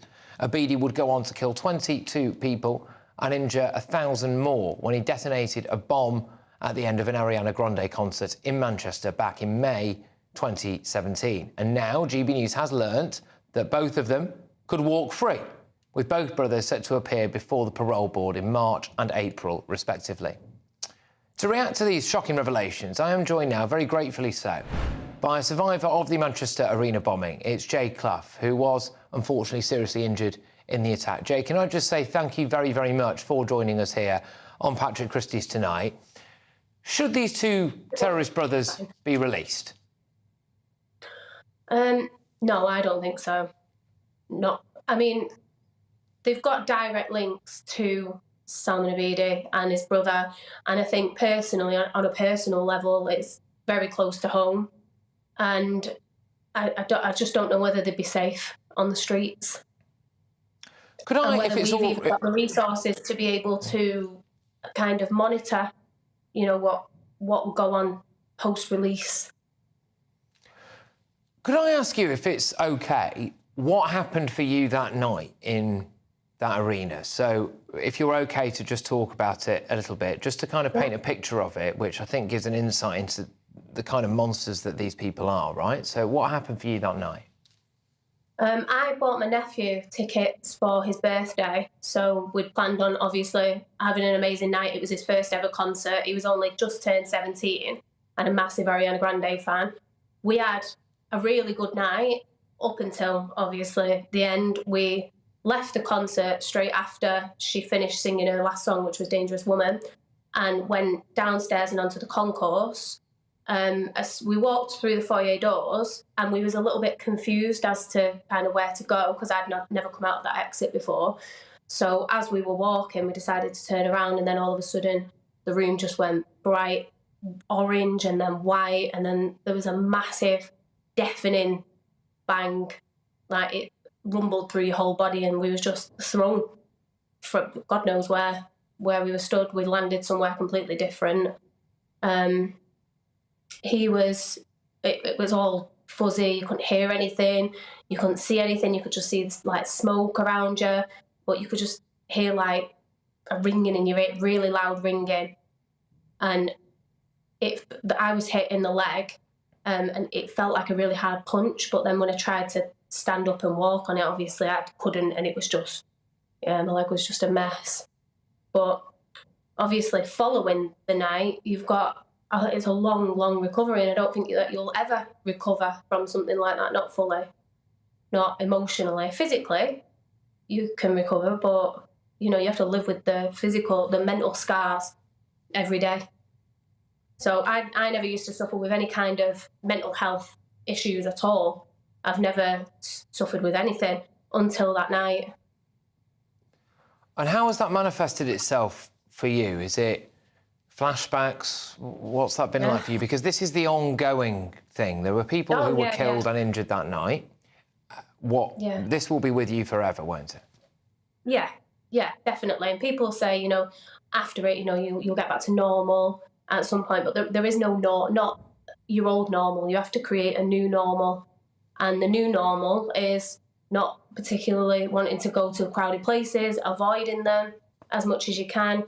If you do have to go to crowded places for whatever reason, you'll be looking for where the nearest exits are, analysing what's going on around you. So you can never really live in the moment if you are in a crowded place, or in a place that could, even an airport or a train station or somewhere where there's people. Because I think initially when you're younger, and I don't know, maybe more so being a female, you're kind of told not to go down dark alleyways at night and not to, you know, walk around on your own and things like that. So myself and my nephew, we were in a place where we felt perfectly safe. There was security around, there was loads of people, there was kids and families, and, you know, you just didn't expect anything like that. So it changes your whole perspective on how you view life then, and what's deemed as being safe and what's not. No, and when you see that one of these individuals who's described as going to a mosque with Salman Abedi, exchanged more than 1,000 text messages with him, said that he was a significant influence on the bloke that detonated himself in, let's be honest, what was deliberately a room full of, a large percentage of people in that room were children, right? Yeah. That night. The idea that he'd got 5.5 years in prison and could be back out in a couple of months, I mean, what does that mean to you? It's terrifying. It's scary. I mean, you know, you don't know what goes on kind of in the country with relation to, you know, how many people are on watch lists and stuff like that. But to kind of know that someone who has had a direct link to the attack that obviously has affected me and, you know, countless others throughout Manchester, well, the country, really, to know that they could be released and potentially walking around the streets, and I don't know, it's scary. You've got another guy who supposedly, anyway, was some kind of sniper for ISIS, you know, so this guy has gone out of his way to go to Syria. Everyone knew what ISIS were up to. Everyone with social media, everyone who watched the news. There can be no excuses for thinking that it was something other than it was, right? You know, he's gone over there, he's fought for them, OK? 10 years, well, it'll be 5.5 again for him now, won't it, realistically? So he could be back out again. Let's just talk about that side of it. So he's potentially not even serving his full sentence. I mean, these people can be out actually early. Yeah, I don't know. Do you find it a bit insulting, do you think, as a victim, of the direct victim of a terror attack and the lifelong effect that it's had on you? I mean, presumably it is a bit insulting. Yeah, I suppose so. I think more than insulting, it's more scary, the thought of it, the thought of people, you know, being in communities and potentially committing atrocities like that again, and, you know, potentially having to make more people go through things that they shouldn't have to go through, just when they're out doing daily things that are supposed to be fun. And then it's scary. Do you believe that people like that can ever be rehabilitated, do you think? Because I suppose that's the case for allowing them out, isn't it? Well, they've served their time, maybe they've been rehabilitated, and they could be a different person now. They might have renounced ISIS or whatever. I'm not sure how you feel about that. I don't know the ins and outs of the de-radicalisation process, and I'm assuming it includes extensive therapy. And I don't know whether I think that people who are maybe that far gone can be rehabilitated. I'm not sure. But I think that the problem with it is that you probably won't know. You know, you just don't know. There's always that level of uncertainty in there. I mean, I don't think by any means that people can't be rehabilitated, because I believe that people can. But I don't know.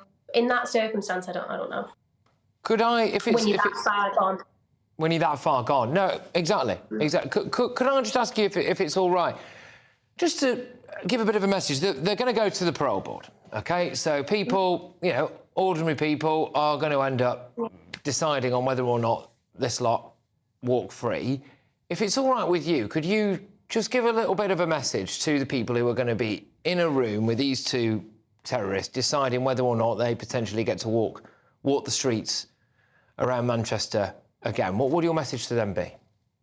I think parole boards, when they're considering any kind of, you know, release for people who've committed terrorist offences, I think they need to think of the victims or survivors or people, you know, people that's lives have been massively affected, and have them at the forefront of their decisions that they make. And try to put themselves in the minds of people like yourself. Yeah. Absolutely. And, you know, it was an absolute stain on Britain and on Manchester, what happened that evening. And thank goodness that you're OK now. I know that you've got ongoing trauma as a result of it, but can I just say thank you very much for coming on this show, for talking to me, for being brave enough to relive elements of that evening as well and talk about your lived experience, because I think it's only by talking to people like yourself that people get a real sense of what it means, the word terror, actually. And can I just ask as well, sorry, you were there with your nephew that evening. Yeah. Is your nephew OK? He's similar to me. He suffered physical injuries as well and had to have an operation to remove shrapnel and things.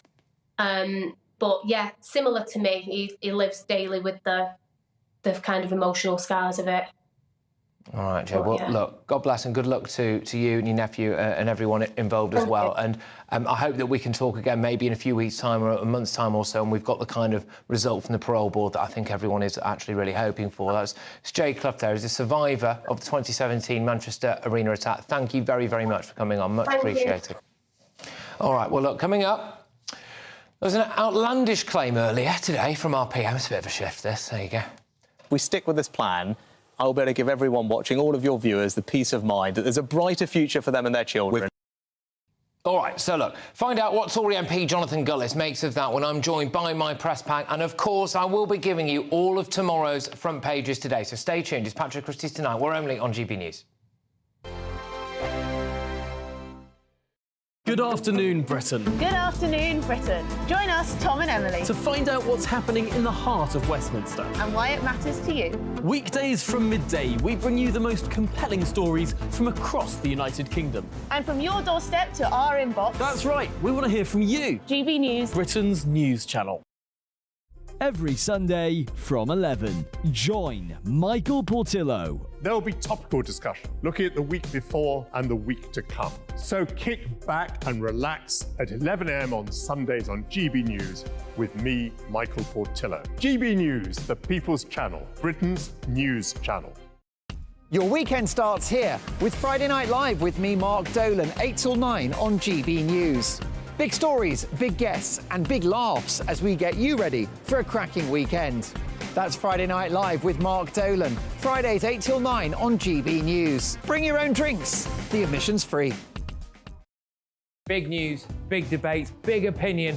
Patrick Christys Tonight is the week's biggest show. Every weekday, 9 to 11 p.m, we've got the inside track on the day's top stories. There'll be sharp takes you won't get anywhere else. We will set the news agenda, not just follow it, and I want to bring you along for the ride. Whatever it is, we'll have our finger on the pulse. It's news, but it's this close to entertainment. Patrick Christys Tonight, 9 to 11 p.m, only on GB News, the People's Channel, Britain's news channel. Join us every night on GB News at 11 p.m. for Headliners, which is 3 top comedians going through the next day's news stories, which is exactly what you need, because when the establishment has gone crazy, you need some craziness to make sense of it. Headliners. You don't have to bother reading the newspaper. We've got it covered for you. Every night at 11 p.m. and repeated every morning at 5 a.m. We won't send you to sleep like some of the other paper review shows out there. So join us 11 p.m. every night on GB News, the People's Channel, Britain's news channel. Tired of the usual focus-tested, pre-prepared Westminster runaround? Well, so am I. So you want higher taxes? Is your department to blame for this? Are you rethinking this policy? Every Sunday at 9:30, I'll be sitting down with those in power to get the truth about the issues affecting you. Let's be honest, we've known about the cost pressures of this project for years, not months. That's the Camilla Tominey Show, a politics show with personality. On GB News, the People's Channel, Britain's news channel. I think the most exciting bit for me is talking to people. People who I think are ignored often by the major news channels. We're going to give news they want to hear. There's a voice there that needs to be heard. I think there's a chance here for a diversity of opinion to be expressed, which you don't find elsewhere. It's really exciting. We don't hold back. We're free to say how decisions that are taken here affect us all around the country. Only on GB News, the People's Channel, Britain's news channel.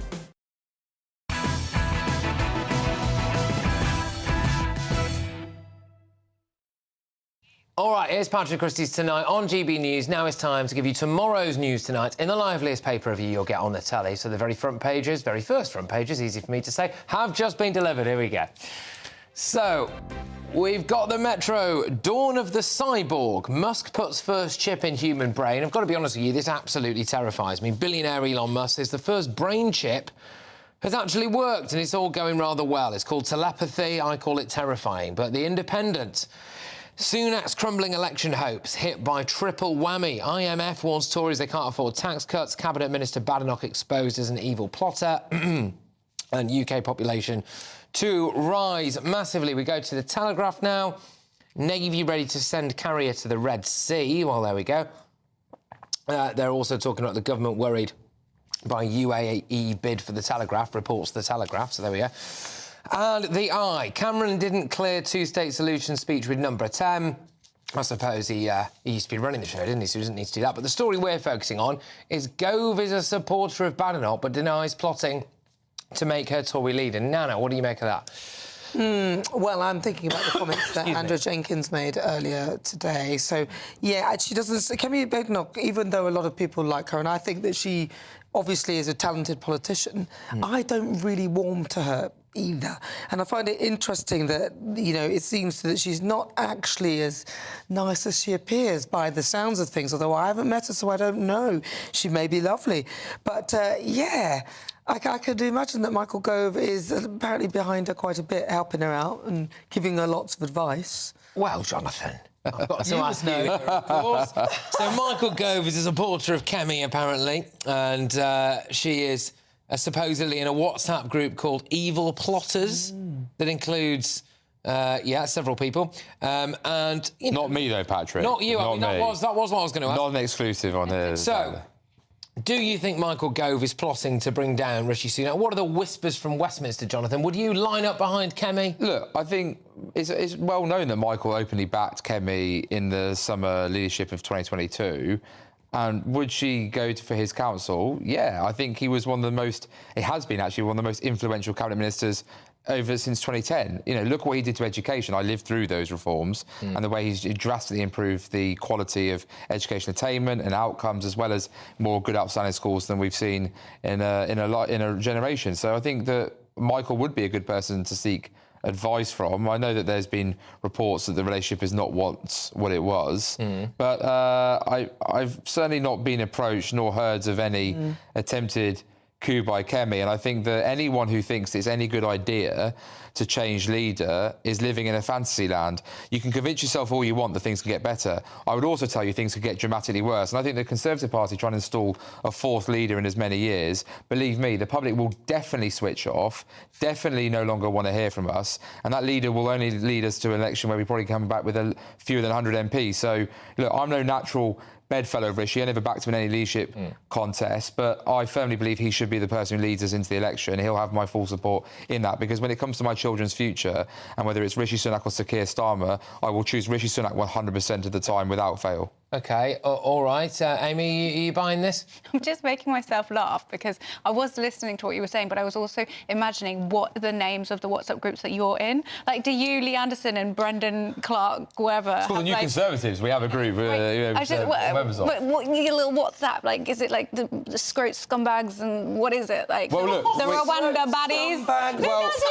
Well, Explain. Patrick, Amy is referencing, you know, when I called fly tippers, scumbags, drug dealers, scrotes and antisocial behaviour, yobs and savages. And by the way, they are. The public agree with me. And I actually got the funding for their CCTV and better street lighting in the town of Tunstall, which, by the way, is what people want to see, to make sure we can catch these yobbos and put them where they need to be, hopefully behind bars or certainly tagged up to the eyeballs so they can't roam the streets. When you go to dinner together, do you all feed each other baked beans? No, I'm not. I've not been fed baked beans by Lee, but if I do, I'll let it be a GB exclusive. Give it time. So, Nana, you're not a fan of Kemi then, really? I'm not really a fan of her. It's interesting because I thought there's a couple of policies. I mean, she's very big on the kind of anti-trans thing and stuff. I know you are. But if you gave me the option between Kemi Badenoch and Suella Braverman, I'd choose Suella Braverman, even though there was a very embarrassing incident with me and Suella, but I won't go into that. Well, I think you have to. Oh, well, OK. So you know when you say, oh, hi, you know, and you meet someone, you go like that and you do the kiss and that. You didn't kiss she did that. No, I didn't kiss her on the lips. Can you imagine? But then she did her little bit, she did her interview, and then she said hi again, and I forgot that I hadn't already done that before. So I went to do it again, and she held me back as if not get that one. It was so embarrassing. Oh, look, we've all been there. We've all been there with things. Yeah, look, Jonathan, would you think you'd rather have Suella than Kemi? Look, I'm not going to get into this, Patrick, as much as you're tempted to tease me, because there is no vacancy at the top of the Conservative Party, and we should all be rowing in behind Rishi Sunak, because the danger to this country is the flip-flop. Sir Keir Starmer, who has zero policies, zero plans, and a shadow cabinet where you have the shadow Home Secretary who's holding up signs saying refugees welcome, encouraging more small boats. David Lammy, who pretends he wasn't a fan of Jeremy Corbyn yet, was tweeting that it was one of the greatest speeches he heard back in 2017. But hang on a minute. And many others who are a real danger to this nation. I don't want to keep bringing up your friendship group, but Lee Anderson also supported Jeremy Corbyn at the time. And Lee has been, as he's made perfectly clear, on a journey because he saw the dangers of Labour. In fact, when the Marxists told him to go and read Karl Marx or join the Tories, he did that, and now he's their MP, in his own words. He's so he took their advice. He's allowed to go on the journey, but Keir Starmer definitely isn't, you see. A liberal sort of woke elite. They are not representing what they were representing. Like they used to represent working class communities in Stoke, and they forgot them. It's the Conservatives. They don't represent anyone anymore. They're just obsessed with their own little psychodramas, and nobody cares. The absolute state of this country, and they're still infighting. That's a shame. I can't defend them on that at all. Well, one thing I will say is that, you know, if Michael Gove has been linked to pretty much every single so-called plot that there has been for the last time, why doesn't he run himself? Come on, Michael, if you're going to do it, do it. He tried. There you go. Right, OK, so after Labour MP Kate Ottermore is suspended for her offensive Holocaust Memorial Day message, why has Gary Lineker liked a tweet that said she was hard done by? That's in tonight's Greatest Britain and Union Jackass, and we will discuss Lee Anderson's comments that he fears for the Match of the Day presenter's mental health. Plus, lots more of tomorrow's newspaper front pages for you, hot off the press. Do not miss it. Patrick Christys tonight on GBNews. Good afternoon, Britain. Good afternoon, Britain. Join us, Tom and Emily, To find out what's happening in the heart of Westminster. and why it matters to you. Weekdays from midday, we bring you the most compelling stories from across the United Kingdom. And from your doorstep to our inbox. That's right, we want to hear from you. GB News, Britain's news channel. Have a great Saturday night with me, Leo Curse, on the Saturday Night Showdown. It's a crazy world out there, so come and make fun of it with me, my panel of comedians, and a couple of people who actually know what they're talking about. This Saturday Night Showdown is your front row ticket to the clown show, every Saturday, only on GB News, the People's Channel, Britain's news channel. GB News, unlike other broadcasters, isn't obsessed with the London-Westminster bubble. We think there's a nation beyond the M25, and that's why we talk about the issues that matter across the land. Join me on State of the Nation, 8 to 9 o'clock, Monday to Thursday, on GB News. Daisy's listening, and you should too. Your weekend starts here with Friday Night Live with me, Mark Dolan, 8 till 9 on GB News. Big stories, big guests, and big laughs as we get you ready for a cracking weekend. That's Friday Night Live with Mark Dolan. Fridays 8 till 9 on GB News. Bring your own drinks. The admission's free. In the GB newsroom, we bring you the news as it happens. With our team of dedicated journalists across the UK, we're ready to give you accurate reporting every day. When the news breaks, we'll be there with bulletins on GB News, the People's Channel, Britain's news channel. Wake up to the headlines with Headliners every morning at 5 a.m. We treat you to the day's biggest stories before anyone else, 7 days a week. You can catch up on everything you need to know before you've even had your kippers. Headliners every morning at 5 a.m. only on GB News, the People's Channel, Britain's news channel.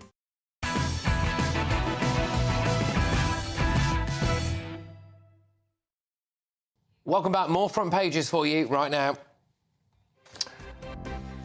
Let's go in with The Guardian. State of NHS should be declared national emergency, experts say. You see that front page all the time. Labour fears loss of Muslim support. We spoke about that at the top of the show. If you've not seen it, go on YouTube, rewind it, but only after we've finished. Daily Express. Migration rules will halt shock population rise. A plan to cut immigration by 300,000 a year is, quotes, working. James Cleverly, shock horror, has been saying this. I'm not sure how many people believe him, but fingers crossed it does. The Times. Little room for big tax cuts, Hunt tells Tories. So the IMF has urged the Chancellor to curb borrowing instead. Basically, Jeremy Hunt is, I think, hinging quite a lot of hopes on tax cuts and people being very happy about those tax cuts. How much is he going to be allowed to do? The Times also leads on another story that we've already done tonight, which is about population growth. We go to the Daily Mail now. Bashir, I was victim of racism inside the BBC.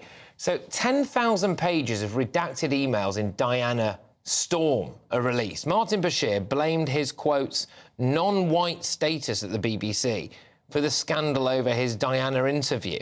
So the former Star reporter claimed racism led to the professional jealousy that he suggested was behind a row over the Panorama scoop.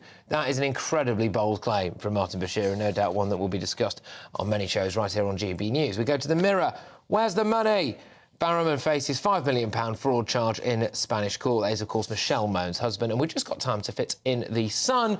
Robbie bid to buy Port Vale. Good lad, Robbie. Exclusive. Stoke North. Hey, he is, isn't he? Stoke-on-Trent North Football Club, Stoke-on-Trent North lad, yeah. The second most famous son after Jonathan Gullis. Robbie Williams is preparing a shock bid to buy his beloved club, Port Vale. I wonder how much that'll set him back. So good. Big picture of Lee Anderson on the front of the Sun as well, talking about mass migration. Right, so those are your front pages. All right, if we've got time, we'll zone in on that Bashir thing. But I am joined by my press pack. We've got GB News presenter Nana Akua, Conservative MP Jonathan Gullis, and author and broadcaster Amy Nicole-Turner. Now, look, the BBC, it's emerged that staff there are being told not to hire anyone who is dismissive of diversity and inclusion, with some employees saying that they've been captured by lefty activists. So these include, apparently, Gary Lineker, who has sparked controversy again for liking a tweet defending Labour MP Kate Ossamore. She's been suspended for remarks that she made about Holocaust Memorial Day. Tory MP and Deputy Chairman, former Deputy Chairman, I think, Lee Anderson, responded by saying, I genuinely fear Mr Lineker's mental health, and in my opinion, recent social media contributions are a cry for help. The sooner the men in white coats come for him, the better. Well, there we go. Nana, let's try and kill two birds with one stone here if we can. This Gary Lineker stuff at the moment, but also the Martin Bashir crying racism, because essentially they are kind of linked, aren't they, about BBC diversity, etc. So go on. Oh, God, I mean, Gary Lineker, he literally... I think he wants to be fired by the BBC. I think that he's doing it on purpose because potentially he knows his contract's not being renewed, because there's no explanation as to why he continues to behave in this manner.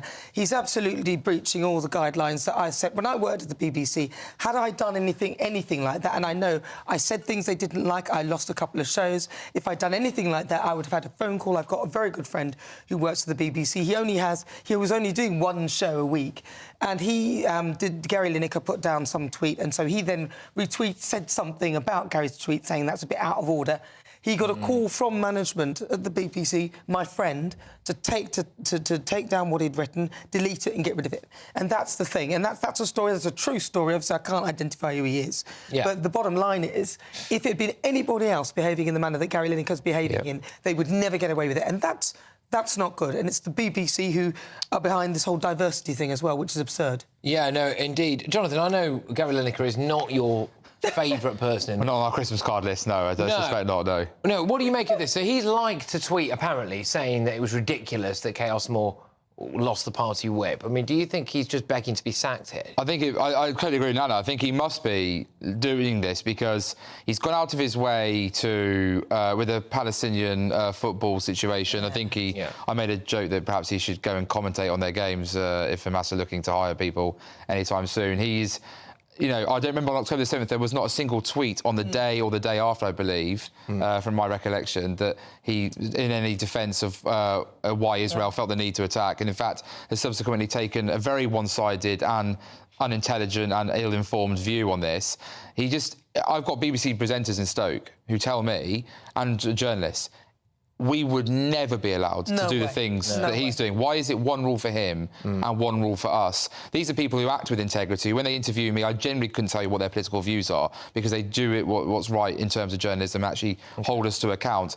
Gary Lineker is quite simply virtue signalling and needs to either choose to stay at the BBC and focus on football or, as I've told him, Patrick, get off the fence, try and be a politician. Stoke-on-Trent North is waiting. Me and him can go into all the hustings and Golden Hill and Stanleyford Community Hall and we'll have a great time and a good old ding-dong. And by the way, he'll be shocked to hear what public actually think about his views. I would love to host that hustings. I would love it. Amy, look, I suppose Gary Lineker, well, he does say, doesn't he, that he's just doing his thing. He's on Twitter. It doesn't affect his football commentary. Well, yeah, I think that's it, really. It's as simple as that for me. He's not saying it as a newsreader. He's not saying it on Match of the Day. He's just a sports presenter with an opinion. Similarly, Sharon, what's her name, the swimmer... Davies. Sharon Davies. She's extremely outspoken about all sorts of political issues. Women's rights. Gary is criticising genocidal regime. My God, there's no genocide. Come on, there's no genocide. Just me and the ICJ then. In South Africa, that really well-renowned country for equality and inclusion. Can we get back to Gary Lineker's politics? The point that you made about him not being, he's only a sports presenter and so on and so forth, well, actually, others who have similar roles are not allowed to speak out in that way either. And they weren't members of staff either. They were freelancers. Yeah, I agree. The more junior staff are perhaps held to a different standard, and that is wrong. That is wrong. But I think everybody should be allowed to have whatever views. The BBC's being thrashed by Gary Lineker, and he's only making the point it's time to scrap the licence fee so the British public can choose what they want to do and who they want to watch without having to pay for the privilege of doing so. 1.3 million. Now, we've just about got time for today's greatest Britain and Union jackass. Oh. Hey, here we go. All right. Nana, who is your greatest Briton? Now, my greatest Britain are the families of the Nottingham victims. They have been very outspoken about the fact that they felt they weren't informed correctly, and that awful man, I'm not even going to say his name, was on for manslaughter rather than what I believe was murder. Yeah, strong start. Jonathan, who's your greatest Briton? Andrew Griffith, one of my colleagues, who actually is a minister and very bravely made the point that the BBC licence fee is the next Horizon scandal in making. The amount of private prosecutions the BBC is taking out against people who are financially very vulnerable, may have, as we've seen in some cases, learning difficulties and needs, just goes to prove this point that why is it for people who want to watch GB News, they have to pay some funding to the BBC. If people want to watch GB News and they want to subscribe, or if they want to subscribe to the BBC, that is their own free will and their own free choice. We no longer live in the 1948 world that we do back in the day when you had one channel. We have a plethora of options, and it's time people had the freedom to choose. Amy? I've gone for former Conservative Chancellor, Lord Clark, for his comments in the Rwanda debate, who said it would be the government may as well legislate that all dogs are cats. It makes us more sense. All right, OK, we're going to have to be very quick. The greatest Britain is the families of those Nottingham victims. Now, we're going to have to be very, very snappy with the Union jackass. Go on, Anna, quickly. It's got to be Rishi Sunak. When he told ITVs this morning he is absolutely confident that Conservatives can win the next general election. I think he must, maybe his fasting, he's got a bit lightheaded. All right, quickly. Of course, it's going to be Gary Lineker for liking this tweet, defending an MP who's suspended for, you know, trying to compare the Holocaust with what has happening in Gaza. Got to get him out of your head. Mine's Liz Truss, because she won't let Rishi just have his little moment of glory with the vape ban, which was really, really good, actually. And she called it deeply unconservative, because there's nothing more conservative than a bubblegum vape. Today's winner's Gary Lineker. Look, massive thank you to my wonderful panel. I've really enjoyed this New Look Tuesday night group that we've got going on here. So I'll see you again next week, but I will see you again tomorrow at 9 p.m. Until then, keep fighting the good fight. A brighter outlook with Box Solar, sponsors of weather on GB News.